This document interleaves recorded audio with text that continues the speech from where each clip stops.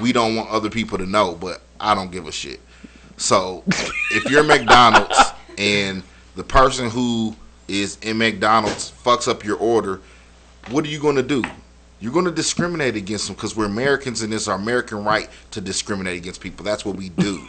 We're good at that That's shit. what we do. It's a science. I realized that last night. Like, man, I seen these guys on TV, these like rich bankers and shit, these rich white guys. Bankers. And they're good at discrimination. Like, they have this shit down. They should offer like a bachelor's of science in racism. You know what I mean? Because America, we invented racism. We will discriminate your ass for any reason.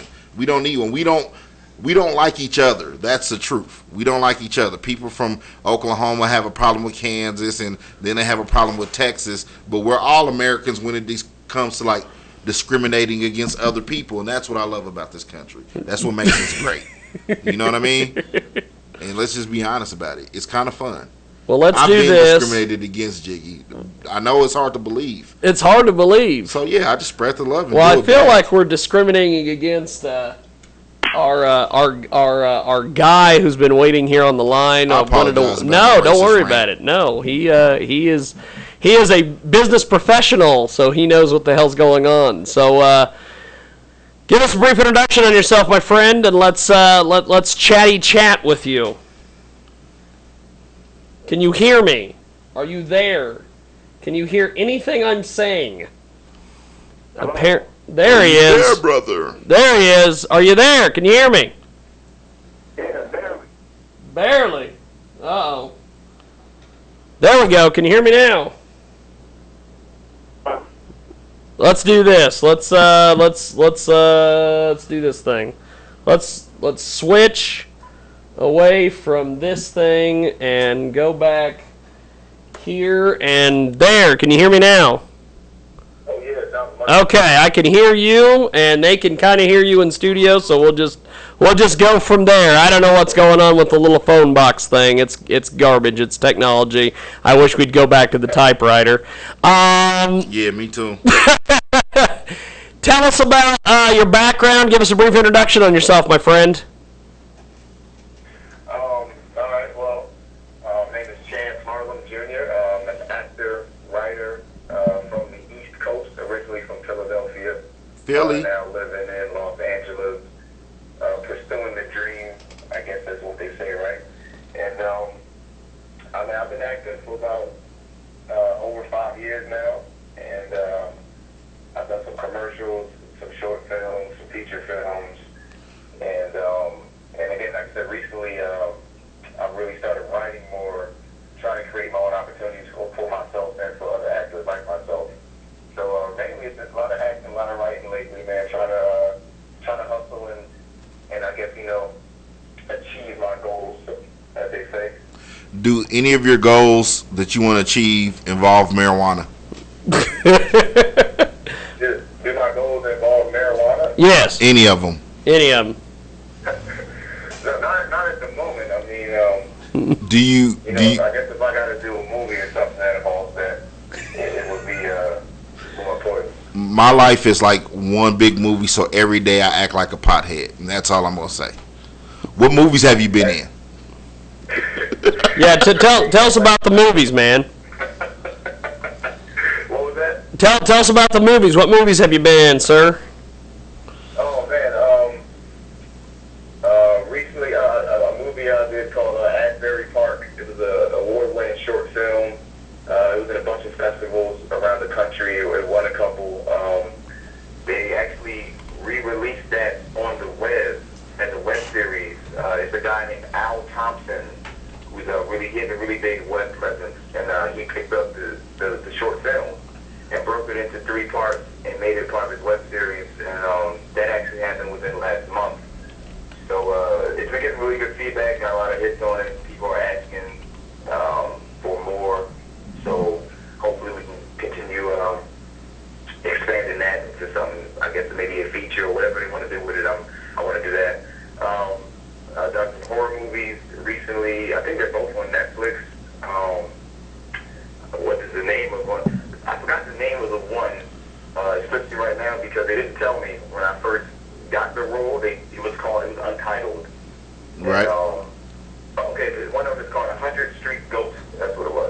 You know, that sounds a lot like my. Yeah, I got murdered. I got murdered in that one. Hey, we just talked about that last week. So, how far in the film were you murdered? Like, how far did you make it? Because you said you were from Philly, so I profiled you and I assumed you were black. And then you just said you got murdered in the movie, so it had to be quick, because that's pretty much how we do in movies, you know?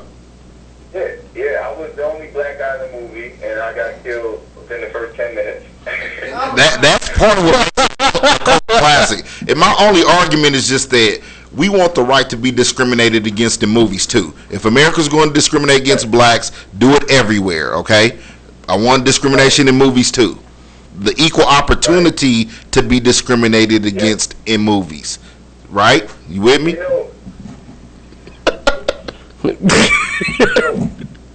We actually laughed about that on set. Because before I knew I was going to die that early, I had, we were joking around. I was like, oh, man, that guy, I guess I'm going to die early. I guess I'm going to die early. Pretty much. I just want to be in a... I would only, they could only put me on set for like a day because my inner blackness will come out. So as they're shooting scenes and shit, my inner blackness is coming like, nah, that's not what black people would do. Like, we know the killer's in there, so we're not going there. Like, it's not going to happen. Like, hold on, cut, director. So you mean you want me to walk in there where we know the killer's supposed to be? I can't do it. I ain't going to even be able to do it. I can't do it. That's what I'm going to tell you. I can't do it. Like, don't you... I was just telling him, like, look, my blackness will not allow me to do this. Now, if we were in an urban setting, then maybe, I could do something else. Don't you got any drug dealer roles for me? I mean, are there, there's never enough black guys playing those roles. You know what I mean? Like, who as a black actor, who wants to play a role where you're smart or something? No one does that. I mean, what is this, the 60s? I mean, are black people going to be educated now? Like, come on. You know what I mean? That's all I'm saying. I mean, maybe I'm wrong about that. Maybe black people are actually smart. I don't know, because I don't know. Because I'm black and I'm not smart. You're entitled to your own opinion, man. It's all good. You're entitled to your own opinion, man. Yeah, I'm just clowning. Just a little satire, man. Just because I love it. My friend, Daniel Crenshaw, shout out to Daniel. He went to KU here in Kansas, and I know he does stuff with film. He's an actor. You know what I mean? And a friend of mine, Kevin Navarre, he was on CSI a couple of times. He's out east, I think. I know he's back and forth between like LA and Connecticut, which surprised me because there again, the whole racist thing, I just didn't associate blacks with Connecticut. I thought Huskies and maple syrup and apple pie, but not black people. Now, when you said Philly, though, I was like Meek Mills, you know what I'm saying? Bill Cosby, you know what I'm saying? Temple, I was like, I'm there. Beans, Benny Siegel State Property, that's Philly. Siegel. I'm just saying, he said Philly, they'll shoot your mama at church in Philly. It's real. They'll shoot your mama at church in Philly. It's real. I'm just trying to tell you what I heard. It was on Oprah. Kind of crazy. I've never seen that. I've heard that too, though. Man, me neither. I'm from Wichita. It's pretty, it's pretty mellow around there for the most part, except for, every third Sunday of the month we have a race riot. But we don't have those. We don't have those, though. They don't have race riots out there. No, because it's predominantly black. You can't, you got to have other people to discriminate against to make a race riot. That's all I'm saying. To make a race So what made you want to get into acting? I'm sorry, what was that? What made you want to get into acting? Yeah. Why'd you want to be an actor? Who were some of your influences? To be honest, what happened was when I was younger, I saw a movie called I saw Glory with Denzel Washington and Morgan Freeman. Okay. Brother. I saw the movie Glory. I was young, so I liked it. I enjoyed it. I wasn't really into it, but I liked it. And then I saw a movie called a couple years later called The Preacher's Wife, which also had Denzel in it. Denzel is the shit. I didn't know it was the same person playing two different roles. So when I found out it was the same guy that was in Glory, that was also in A Preacher's Wife, I thought it was some type of magic, I guess. I don't know. I was real stupid, but that was real stupid. That was really cool. What was that? No. No, go ahead. I understand what you're saying, because I thought that, like, growing up, that LL Cool J was really bad, like he said in his song, but who knew he was just going to lick his lips all day. But, yeah. Right. So, I mean, that's kind of, as I figured out that it was the same person, I kind of just was like, oh, I want to do that. Whatever he was doing, I want to do that. So I kind of just started to get into it at an early age. But I didn't really have the confidence or the knowledge of what to do to get into the industry when I was younger. So I kind of toyed with it. And then, when I was older, I mean, like 17, I started to get into it more seriously. Okay. So what did you start off like on stage, or like what was your first video production? Like I told them last week, I'm an artist, I rap, and my first show was at my mom's Tupperware party. So like where did you start? That's pretty dope, actually. I know. That's my biggest crowd for like the first 10 years of my career. If you could win them over, then you wanted something. So I think it was Yeah, man. You can win them over. Yeah, it was hard because my auntie, she doesn't really like rap. So when I was, when I did my rendition of Big Booty Hoes, she wasn't too impressed, and she told my grandmother. Did she have a big booty? Huh? Did she have a big booty? My auntie, I don't know. I mean, like if you like, 15-year-old humpback whale booty, sure, but I'm not in. God. She might have took offense to that. She might have thought you made it in reference to her. That's all. No, I just told her, I was like, Auntie, look, we got to be honest. We need more honesty in the world, and big booty hoes exist. They're out there. I've seen them. It's not like the Sasquatch or something, that you never seen. Big booties are real and alive, and this song is just an ode to my love of curvaceous women. That's it. Don't be mad about it. And let's just be honest.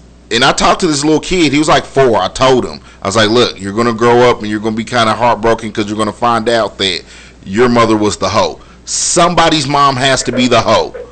All of our mothers couldn't have been good women. Now, it's a hard, thing to live with when you wake up and you realize my mother was the hoe.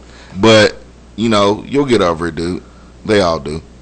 They all do. At 4 years old? He needs a dose of reality.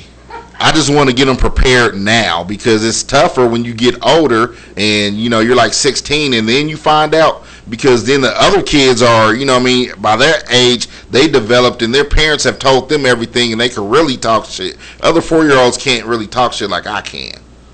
I'm preparing now. I'm doing them a favor. Early. Yeah, early. So you said you did from early. What do you think about Fruitvale? You seen that? Oh man, I wasn't able to check that out yet, but everybody told me it's like an amazing movie, so I do want to check that out. Yeah, shout out to that guy. This is his first movie, man. He's getting so much praise. You know what I mean? So, yeah, I mean, it looks really dope. Again, everybody that saw it, this is one of the one of the few times that a lot of people are all saying the same exact thing, like this movie's amazing. Like, usually you get a lot of mixed results or, people saying it's good, people saying it's bad, but everybody I've talked to said they loved it. Right. What have you worked with any famous actors? Yeah, worked with any famous actors. Or met any? What was that? Or have you met any? Yeah, have you met any? Yeah, I'm drawing blanks now, man. Let me look at my resume for a second. I worked on a film with Tyrese and James Franco. It was called Annapolis. Oh, okay. And that was, that's when I first started acting too, when I was doing extra work on the film. I met them. Actually, yeah, anytime I really met a lot of people when I did extra work, you get to meet people and kind of just see from the extra standpoint, you can see how they get to work. You get really close, but as an extra, you don't really have to do much. I'm not trashing the extras out there. I've done a lot of extra work. I'm saying, but as extra, it's pretty much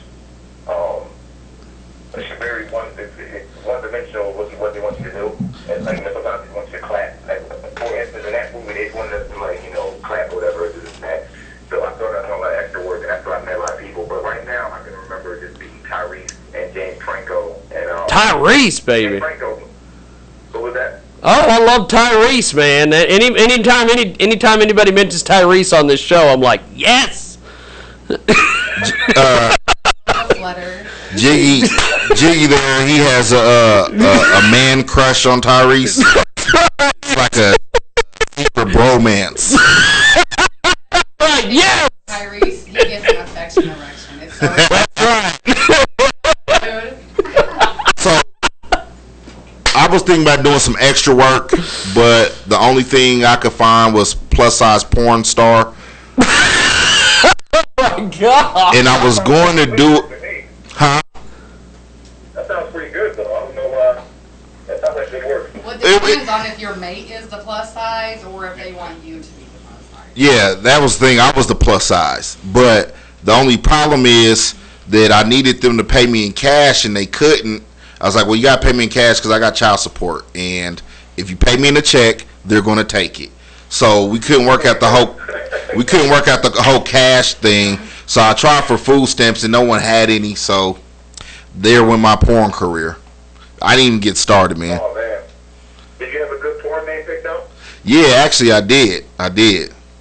It's kind of Asian inspired. It's well hung.